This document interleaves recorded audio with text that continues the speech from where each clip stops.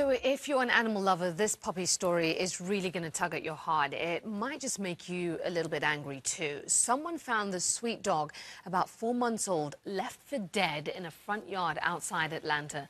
When they found her, she was cold to the touch, unable to walk. And I'm about to show you a graphic picture of what she looked like when she was found.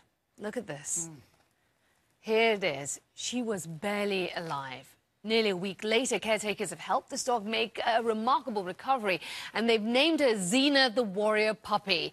Her caretakers tell us they're hopeful she will be able to recover completely. I mean, look at that before and look at her now. They hope she'll be able to recover completely, and then she'll be adopted out to a new family. About 8,000 people are now following Xena's recovery on Facebook, and donations are coming in as well. Ryan, as you know, police are looking into who would do such a thing. And my question is, what kind of penalties could they face? The way I look at this is a felony right here. And you know what? Anybody who has abused an animal or they know somebody who's abusing an animal, think of that as a felony. You got it. We talked about it earlier in the show. See something, say something. Let me tell you, aggravated cruelty to animals in Georgia looks like it could be a part of a charge here. And if you got that, that's basically somebody knowingly trying to cause physical harm to a little puppy like this. Then you're talking about anywhere from 1 to 5 years in jail, $15,000 up to that in fines. But a lot of times, Aisha, when I see these charges, that's not implemented. Yeah. You know, a lot of times it's a couple, because of overcrowding in jails and lots of other things. They may get a couple days in jail and a charge. But, you know, I would like to see in a case like this that these charges, that somebody be put in jail for real and that somebody be fined for real. Because you know what? People will not understand. There needs to be an a precedent set. Until an example is set. I hate to say that, folks say, hey, you know what? I mean, do you have to say it that way? But yes, you do. Sometimes people have to see an example to see what it means when they abuse animals, because you know what? And Jane always says this, animals can't speak for themselves. They need us to speak for them. And it just happens way too often, you know, and that's the big thing in all of this. And it makes me, in fact, we have Jane Velez-Mitchell here with us. Jane, I mean, these stories like Xena, we're just talking about this, they happen way too often. So how do we stop this?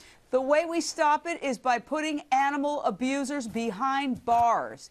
That's the way we stop it. One person who abuses, who does serious time behind bars, will send a message to everyone in America that this is a serious matter. And the other way we can stop it, of course, is by having fewer animals out there to abuse. So spay and neuter your dogs and cats. Go to a shelter to adopt. They kill 4 million, at least, dogs and cats in shelters in the United States every year because they don't have homes. Do not buy a dog. Go to a shelter and rescue a dog. And even if you're not allowed to have a dog in your home, you can go to a shelter in your area and volunteer to walk and groom the dogs and give them some companionship. But the most important thing is to set a no tolerance, zero tolerance policy towards abuse. And I guarantee you put somebody in jail for a few years for abusing a dog or a cat, and it will not happen as frequently. Yeah, and you're also, absolutely right. Go ahead. No, you're right. I mean, zero tolerance is what's needed. And Jane, before we continue, I just want to tell our viewers that they can read more about Xena on HLNTV.com/Evening Express.